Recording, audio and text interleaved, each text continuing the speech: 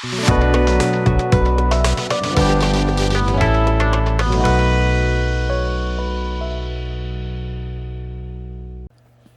guys, welcome back to the bench, and today I want to go over a little bit of needle maintenance for our airbrushes. And I used to use little sanding sticks and whatnot to get a little sharpen edge on them again, and then I like to buff them up using a metal polish. But since I've been doing that, I discovered this, and this gets the job done beautifully.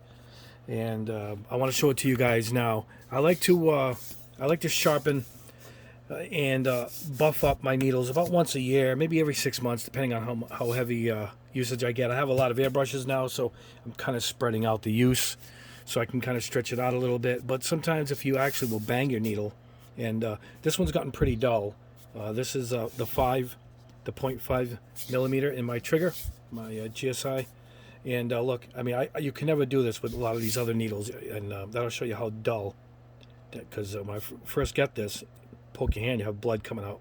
So that's how dull this has gotten. And then on top of that, you get a little a bend. In this tool, you can literally remove a bend like that in your needle. You know. So I'm going to show you guys how it works, and I'm going to show you even using the cheap airbrush. And these needles are really low quality, you know. I mean, the whole airbrush with shipping was 15 bucks. But what we'll do is we'll buff this one out too, even if it doesn't need to be sharpened. We'll go through the process. But a lot of times if you clean and buff up your needles, you're going to up your performance quite a bit. So that helps. And this is my PS 270, my GSI Krios. I use this constantly, and that probably doesn't need anything, but we'll go ahead and show it on this little unit. Anyway, it's Sharpen Air, one word.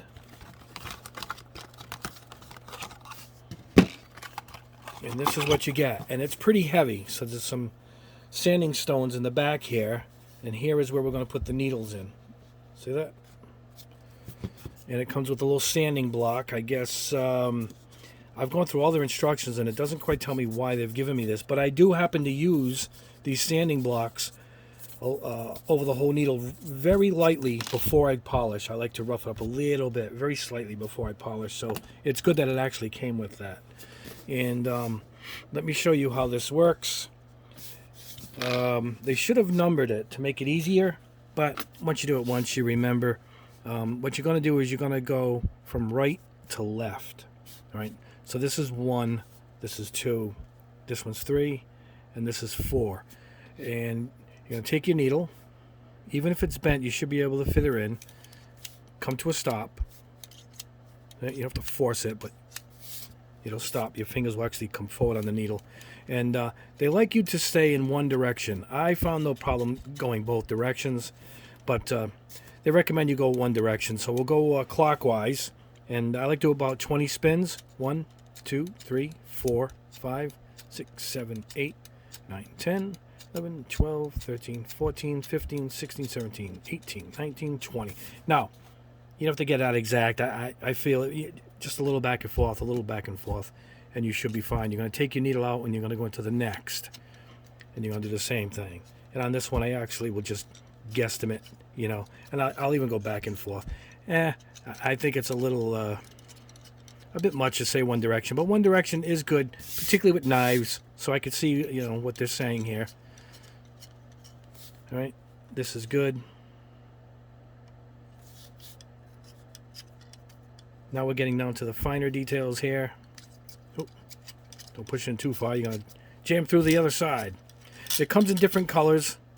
Not that that matters, but I figured orange shows up good on camera, so I grabbed an orange one. And we are sharp now. Beautiful. Now keep in mind, this is mostly for needle repair. This is great for a bent needle. I mean, really bent. It'll take it right out. You might have to go through it twice, but by the time you're done, you should have a beautiful pointy needle, straight and ready to go back into the airbrush.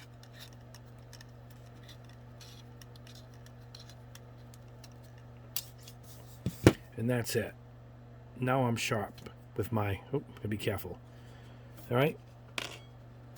Now we'll go in with the real paper thin one here from the cheap airbrush. Much thinner needle. Wow. You can really, I don't know if you can see it on camera, but boy, look at the difference. Wow. That is almost like a pencil next to this thing. This is like pencil lead. And it even spins easier too. That's how much thinner it is. All right. I'm going to go through again. That's 10.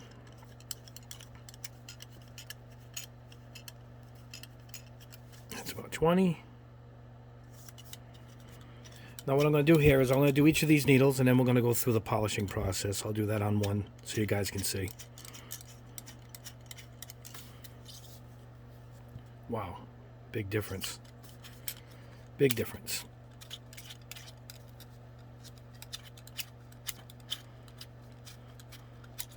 All right. Wow, much. Whoa, that is sharp. All right, look at that. Wish we can get right up close to you with you guys. But she is perfect. All right, now we'll do my workhorse here. My PS270. I'm not going to do the Badger as that's only been on the bench for about a week here. And I'll show you guys that you can do the twisty method too. It shouldn't matter. It hasn't mattered to me, but it's your preference. They recommend one way like that. But you can hear the dragging once you get towards the finer end of it.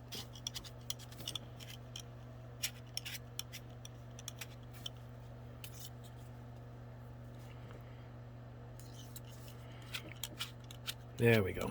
Beautiful.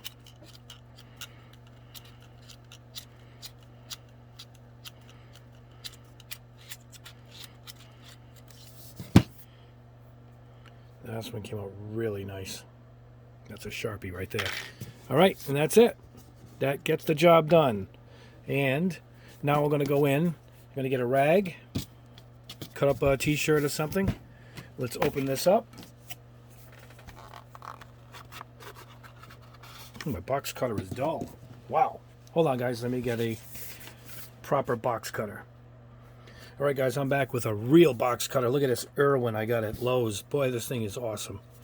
It's basically your standard cutter, but it's I really do like this thing. Make sure you close it with the locking mechanism here. There we go. All right, I got a fresh tube of this, even though I've been using it. I don't even know where my other tube is, but I know I need it. It was pretty low, so we went ahead and got this. You're probably going to have to start it off. Yep, so, start it off right there. And here's what you're going to do. Get some water. All right. Now, you don't need much water. I'll even use my fingers here. That. Just get a little wet. Just go to a dab here. That's all you need. And this is it. You're going to put her in. All right. And you can do the twist method like I did with the sharpening. I'm going to coat it. All right. Look at what's coming off it. Now, again, you don't have to do the back because that's where you're going to be. That's where no paint really hits, But get it coated and then just come in and you're going to get all this corrosion and whatever else is on these things. Look at that. And, I mean, this was a clean needle. Look at this. Now, please, one direction, guys. Towards you. You don't want to go forward and go a little more. And jam your finger with that needle. You don't want that. And there we go. Yeah, please keep it to one direction. But you can, oh my, if you can see the shine on it now. See it? And particularly, before you're done, be sure to get the point. All right? And then we're going to come in and just buff this. Buff this out. It is like glass now. If you can see the shine, it's like chrome. Look at that. All right. So now we got a super pointy needle, and we like feel how slick it is, and it's just perfect. All right. Let's go in, flip this rag around, and do another one. Just a dab of water, a dab of the polish. By the way, I use this polish for everything. This is also what I would. Hold on, let me show you what I did. Yeah, I've used it on my kits. And it buffs, once your paint is really dry, you can actually buff this out. And you can buff out plastic with it too. But you got to be very, very dainty with it. Alright, here we go. Just so you guys know, I've only used this once or twice.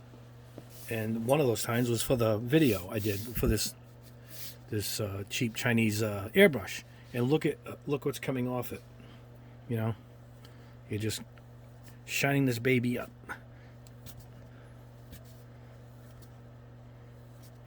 All right. Now, do the same thing. Going to come in again over here. We're just going to try and concentrate on the needle end of it. And I like to go more on the, without going with too much water for the last hit. And here we go. Just put it right through the Flitz. What a name. Flitz. I had a dog named Fritz. Dachshund. I love that dog. Everybody named their dachshunds Fritz. German, I guess. German name, German dog. All right. Look at that. Another super shiny, clean. Oh, that is slick. That'll probably make the performance way better on your cheap airbrush. You know? And that's it. Let's go in with now. If you could see how dull it is, I wish you could. I mean, it's not doesn't have the shine these other two have. You know, find a clean spot. Here we go. One more. Dash of water. Oops. Let's go from the back. There we go. With our Flitz. Let's face it that way. There we go. Even that's overkill. But this is the workhorse right here. Gotta keep, oh, sorry guys, I bumped the camera. Gotta keep your fingers dry. You know, I don't want to, you could, if you wanted, grip it only in the back. See, nowhere else. Don't go any further up than where you would put the chuck that holds it into the airbrush, you know? But look at that.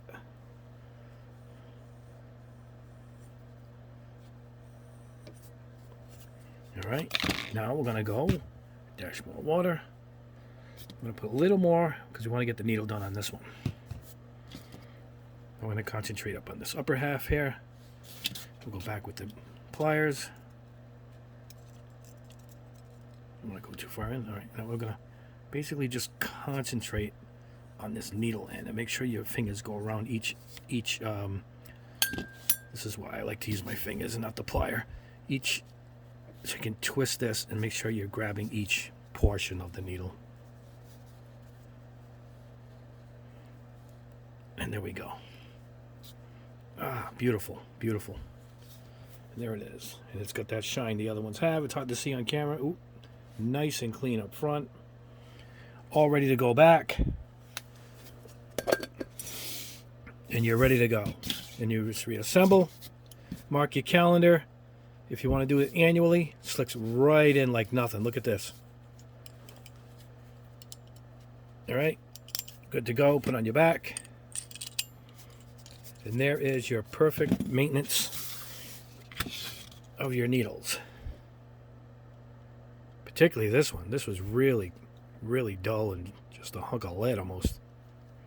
I mean, they got to save money somewhere on these things, and you're not going to get the best needle, that's for sure. Right through. Look at that. All right. And that's it. we'll go for our trigger one. Make sure you always drag away from the needle. All right, this one's tightened up. Here we go. All right. With these, you got to pull the trigger a little bit. There you go. All right, and that's it. And then we put in our back. And that's it. We are done. We have maintained our needles. We sharpened, and then we polished. All right? And there you go. Oh, make sure you put your cap on, your Flitz. This stuff is terrific. This will be featured in another video when I show you how to polish some plastic. I'm going to polish up some Gundam kits, like blue plastic and red. I'm going to show you what it's like just to buff the plastic out instead of painting it. I'm going to be using this for that video too. And anyway, this is not that cheap. I believe this is in the $40 range, but it gets the job done. And I used to do it on my own with a whetstone I use for my knives. And it was imperfect, and you had to twist it and keep your finger right. It could be done, but the way this is, it's foolproof. I've not damaged one with this at all, where I've actually caused trouble doing it the old-fashioned way. So I think this is worth it, particularly if this is what your hobby is. It's a worthy investment. I'll put a link below where I got this. I believe I got this at Spray Gunner. And the Flitz, you really need this polish. And just so you guys know, I'm not nuts. Metal, plastic, fiberglass. So there you go. See, it's a plastic polish. And it comes in really handy for a lot of things. So this is great too. This was actually pretty cheap. I got this on Amazon. I will put the link below. And make sure you guys get the Flitz brand. I trust this brand a lot. And I like the paste, how it's made up quite a bit. And that's it. It's an easy maintenance for your airbrush to keep it going well. And actually, I won't shoot anything with an airbrush till my next test video, which is coming up very soon. And we'll see I will notice the performance right away. And we'll let you guys know on that. And I'm still working on this solver set. I'm almost done. Some of the decals have dried, and I'm quite impressed. And I think you guys will be too. And we're going to test this this shine enhancer, they call it. We're going to try that over some metal colors. And I'm working on these empty markers where you can fill with ink, with your favorite paint, and it's going to be pretty thin. So I'm trying to get the ratios down, and you got to use mostly acrylics. So we're going to test these, and hopefully that's test will be up soon too.